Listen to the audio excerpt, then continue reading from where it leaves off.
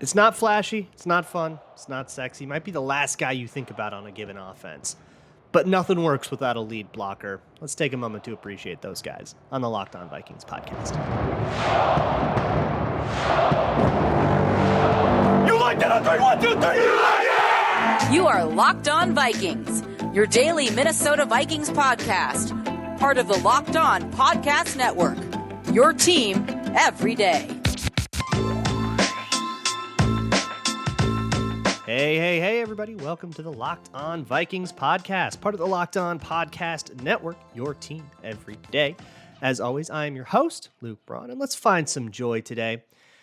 You can always find this show on your favorite audio podcast listening platform, even the SiriusXM app, which we're now on. We're partnered with them. That's very cool. You can also find the show on Amazon Fire or Roku. Just download the Locked On Minnesota Sports app or, of course, YouTube.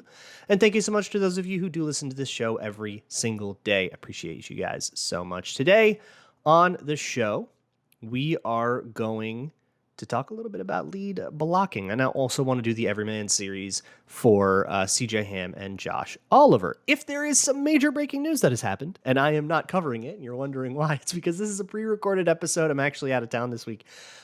So if I'm a little late to the news, I apologize for that. But we will get to whatever we need to get to next week, if anything. On Monday, we'll get to if there's a big Jefferson extension or whatever we have to talk about.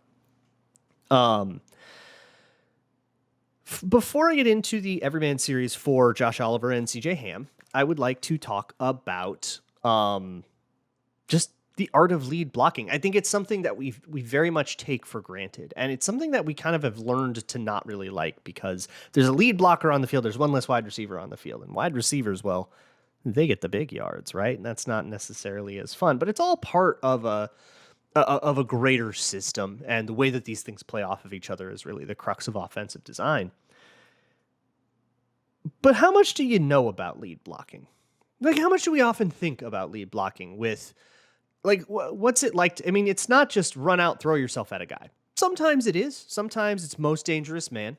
But truly a lead blocker, whether it is a Josh Oliver tight end, whether it is a fullback, which is your kind of classic, whether it's a guard pulling, lead blocking can take many different forms, especially in the versions of Vikings offense that they look like they've been practicing, at least some of the concepts that seem to be stolen from the Kyle Shanahan world, which, you know, personnel moves have also kind of confirmed that.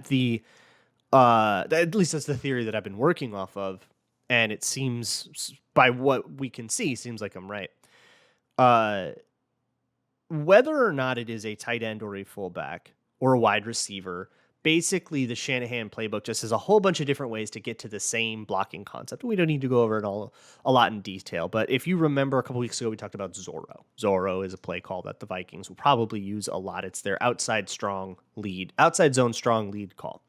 So outside zone blocking rules, you're kind of responsible for the gap play side of you.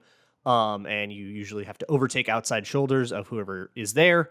If there's nobody on that gap, you kind of get to the guy next to him, get a hand on him for the double team, get up to the backer. That's generally the rule unless the play specifies otherwise. And the lead blocker in those play calls, so you have outside zone rules, and then you have a lead blocker that is either taking most dangerous man, or sometimes it depends on the play call. Their instruction is to take someone. Sometimes that means you go find the weak side linebacker if it's a zone weak call. Or if it's a zone strong call and you want to throw the defense off. That can happen because a lot of defenses, they will key their run fits to a lead blocker, to the fullback. So they'll tell their linebackers, hey, where the fullback's going, he's the lead blocker. Running back's going to be following him. So wherever the fullback goes, that's where you go. And you now know what side the running back is going to. And so sometimes you will throw the fullback off to the backside of the play and have him block what we would know as like split zone, which is outside zone. Let's say the run's to the right. Then you have the lead blocker block to the left and, cut off an edge rusher or something like that. And the hope is you pull that out when linebackers start flowing a little bit too easily with one side of the run. If they start flowing a little too easily with the fullback, you send the fullback the wrong way, send the linebackers the wrong way. Boom. Now you've made great angles for everybody to go reach those players. But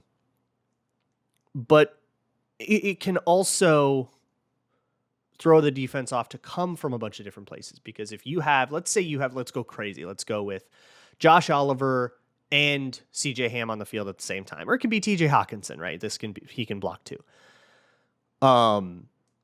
You would maybe sometimes have both of those guys lead block, and now they're double teaming someone. Or you will have somebody, one of those guys just kind of become part of the regular outside zone system. And another one of those guys becomes the true lead blocker. So what a lead blocker is usually looking at is the concept of most dangerous man. That's what they will very often. I wouldn't even say usually, because every playbook is so different. I probably can't speak in that many generalities, but what they are often looking at conceptually is most dangerous man. The way I like to describe this is if you are CJ Ham and you disappeared, you got raptured in the middle of the play, who makes the tackle? If you aren't there, who would make the tackle? Who is the guy you're most scared of making the tackle? Most dangerous man. Go find the first guy. Ultimately, it's go find someone and hit him, right? But it's not just hit him. It's not just deconstruct and hit him, right? You're trying to win his shoulder. And it's the same with all blocking, but with lead blocking, it's especially important because the running back is following you.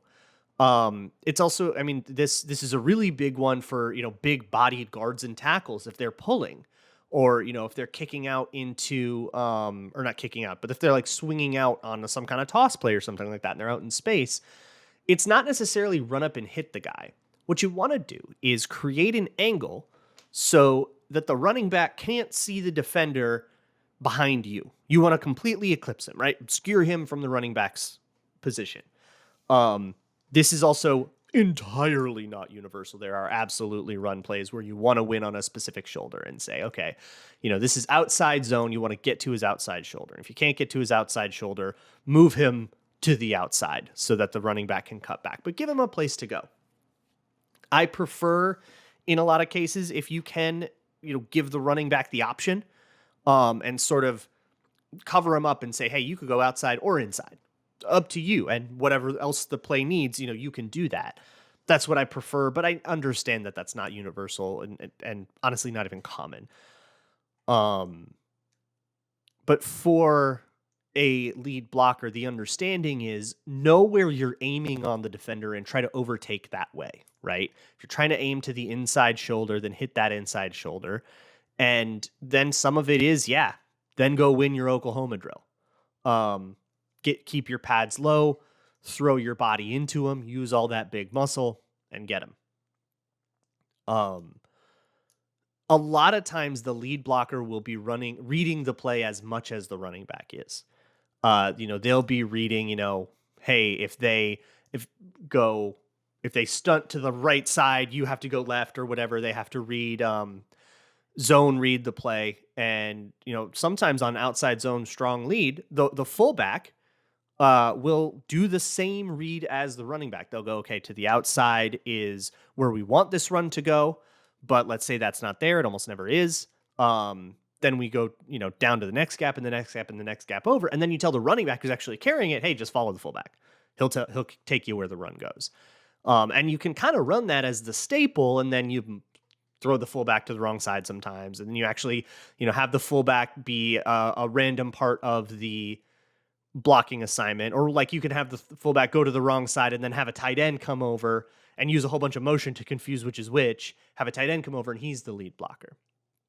For the Vikings, obviously the two primary lead blocking skill players, because the primary lead blockers will honestly be the guards, but the skill players that are lead blockers will be CJ Ham and Josh Oliver. I'm sure you get plenty of TJ Hawkinson out there. I'm sure you get plenty with wide receivers. You can have KJ Osborne lead block too in some situations, depending on the personnel.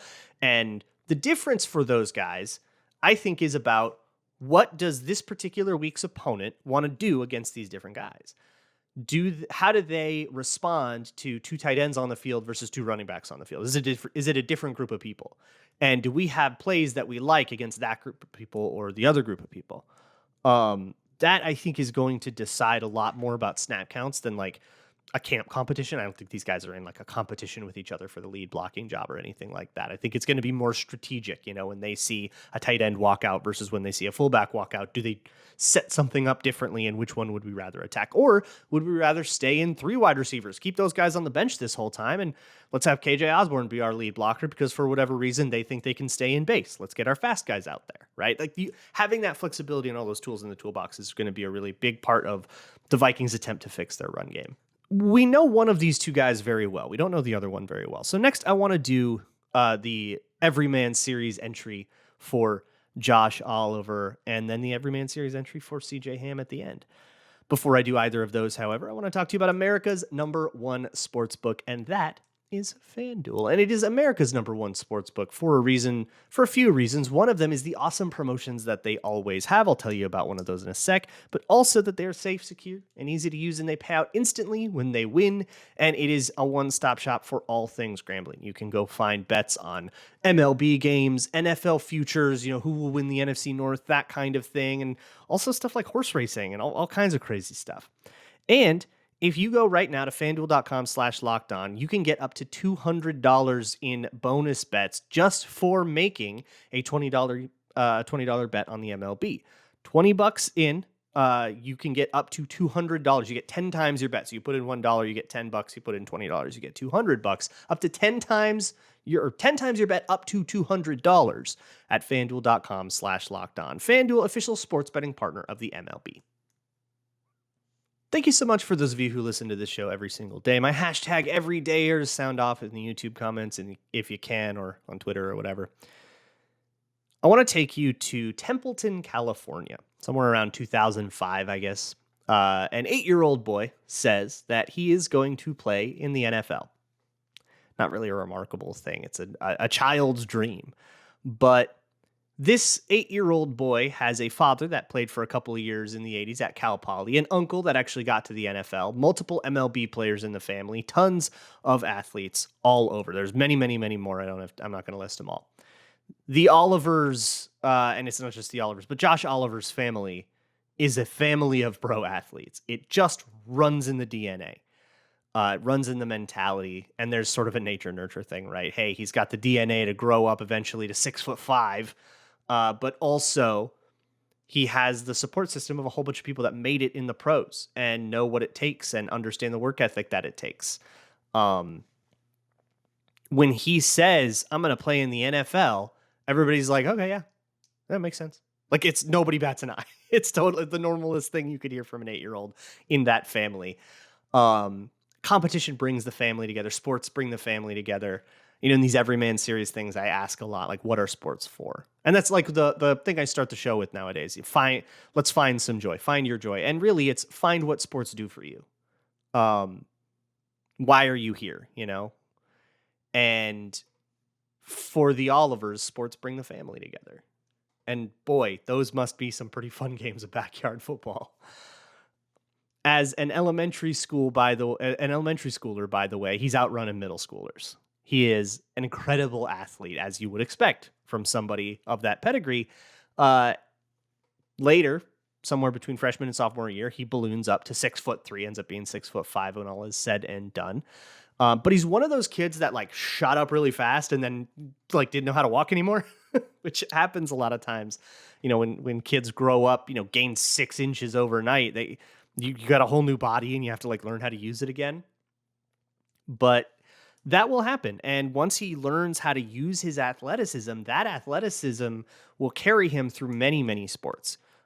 He plays multiple sports and he plays multiple positions in football.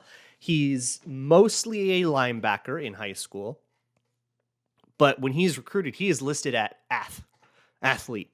He's just a jock, man. And he goes to San Jose State eventually, and they recruit him as a linebacker. He got all conference honors or whatever. He won awards at linebacker.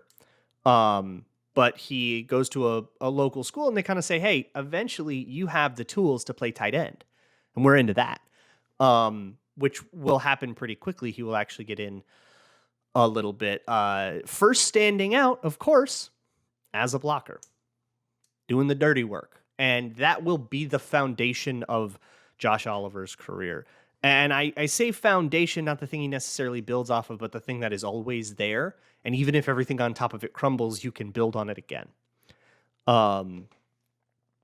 He will eventually break out more as a receiver too at San Jose State, and emerge as a receiving threat. He'll receive all conference honors, get some stats you could be pretty happy with. But blocking is the thing that gets him the opportunities. That'll keep you on the field. That'll also get you drafted when you're that kind of all-around guy in the 3rd round to the Jacksonville Jaguars.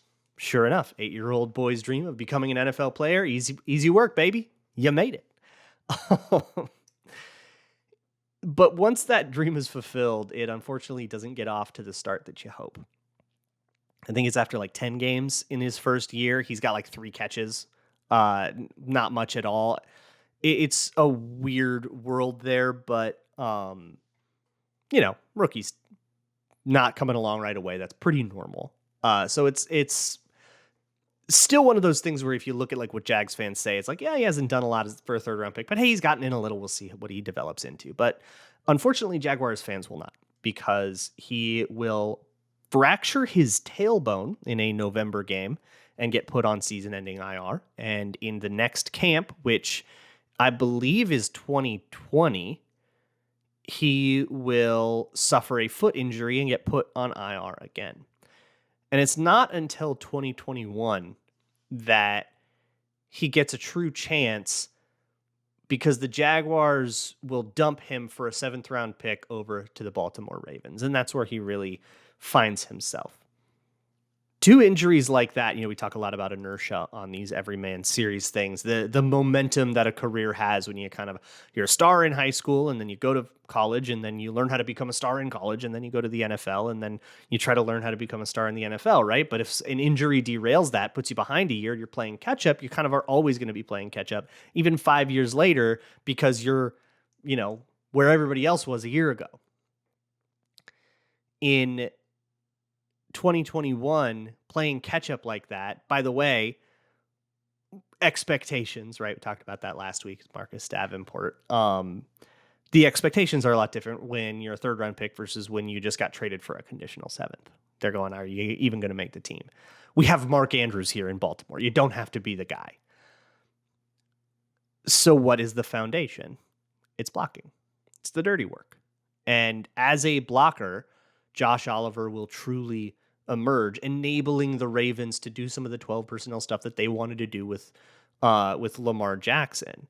He's a role player. It's unsexy and it's unflashy. It's very different from the kind of boisterous, I'm going to be an NFL superstar stuff that an 8-year-old's brain will come up with. But hey, you're a pro football player. And part of being a pro football player innately, outside of the Randy Moss echelon of nothing matters because you're so much of a freak, it's innate to football that it's a team game, and the best players will be willing to do the dirty work, especially at tight end, a position where dirty work is just part of it. I think of like Rob Gronkowski. A lot of people would call him the greatest tight end ever. And I mean, look, we could argue about like Antonio Gates or Tony Gonzalez or whatever, but you'd at least have an argument that he's the best blocking tight end of all time. I mean, he loved the dirty work. It's not what he's known for, but it's part of the job. And it's a part of the job that you can't do without. And Josh Oliver, I mean, after his couple years in Baltimore, I think regarded as one of the better blocking tight ends in the entire league right now, just doing that dirty work. And here he is, similar to Baltimore. He doesn't have to be the guy. TJ Hawkinson's the guy. But he has to carve out that role and be that guy that is willing to put his head down and do the thankless job of winning the outside shoulder of a Sam linebacker or a Will linebacker while somebody else gets all the credit for the run. There is no shame in that. You just got to be okay with it. And by all means, Josh Oliver is not just okay with it. He excels at it. It's who he is. And that's going to be the way that you carve out a career. You can also carve out a career at fullback with a very similar mentality, and it's somebody that we know very, very, very well in CJ Ham. As a young running back in Denfield High School in Duluth, Minnesota, A young Cortez Ham Jr., also known as CJ, gets a few offers from a few local schools. He actually wants to go to UMD, stay close to home, University of Minnesota at Duluth. But he didn't want to go there, ironically, as his mother, Tina Ham, puts it, because they were going to put him at fullback. He didn't want to do that. He wanted to play running back. It's funny. They all look at this in hindsight and they think that it's destined. The Hams are a very pious family. CJ Ham's father is a minister and would take him out as a kid to do street ministry and to do ministry at prisons and to try to spread the good word to the people that they viewed as, people who really needed the inspiration, the help. Ultimately, the CJ Ham story is one you probably know pretty well. At Augustana, he actually does play a little fullback in his freshman year, as he's not a starting running back, so it's just kind of how you can get in, but then he does become the starting running back at Augustana. He gets 1,000-yard season there. That's a big mark for that school. And he thinks that he has done enough to get drafted, but alas, he has not. He's with his family during that, and CJ Ham's relationships to his family are everything to him. And when the going gets tough, for example, it's draft weekend and you thought maybe you'd get selected, but your agent hasn't even so much as called you once, has not heard a thing from anybody, you kind of know that day's going to go by and you're not going to get drafted. There's no conversation at all. And that's a hard thing to go through, but it's not nearly as hard when you got your family nearby. By this point, he is with his, I don't know if they're married yet, but he's with his wife, or at least soon to be wife, Stephanie. They met in college, which is really when CJ Ham found his faith. He wrote an interesting piece a couple of years ago himself. He was talking about his faith, which, if family is everything to CJ Ham, faith is the second everything. It is also everything to him. And he says, look, he grew up son of a minister. He's going to be a religious kid, but also that there's this moment in everybody's life, every truly pious person's life, where it hits you and where you really find your own version of faith, and it's not just what your parents are telling you anymore. And for him, that happens in college. He wasn't particularly devout, and he wasn't really regular about it for the first parts of college. But as college went on, he sort of found a comfort in it. And it's through that, which is how he meets Stephanie, and they get together. They now have, I think, 2 kids, or at least they had 2 kids as of the writing of the articles that I researched for this. All of that will be in the show notes, by the way. Yell at me if they're not. But from getting 1,000 yards his last year at Augustana, the rest of the story. He doesn't get drafted. The Sunday after the draft, he is at church and his phone rings and his agent has finally called him. He's not going to get a contract, but he's going to get a rookie minicamp invite. The thing where you're not actually on the 90-man roster, but you got to prove that you belong on it. You got to kick somebody else off. That will bring him in the door to Vikings minicamp. And really, a lot of times with these Vikings minicamp guys, a lot of these local guys, it's because they're local. Hey, we need to kind of fill this thing out with like 60 bodies and we don't want to pay for a plane ticket, so let's just invite the kid from Duluth. He can drive down. That's how it worked for like Adam Thielen. That's how it worked. I want to say Chad Beebe was that too. Or, well, I don't think he was local, but he was a rookie minicamp guy at least. But that's how a lot of these rookie minicamp invites go. It's a lot of local kids. And that gives CJ Ham the only opportunity that he needs. He will sneak on to, I believe, the practice squad his first year. And, eventually things blossom into a real career. You're now the fan favorite, the native kid. And I don't think that this story should be about, and he got this many yards and this is how he did. This story is not so much about football. It's about family and faith. And if you want to know CJ Ham, you got to know those two things, family and faith.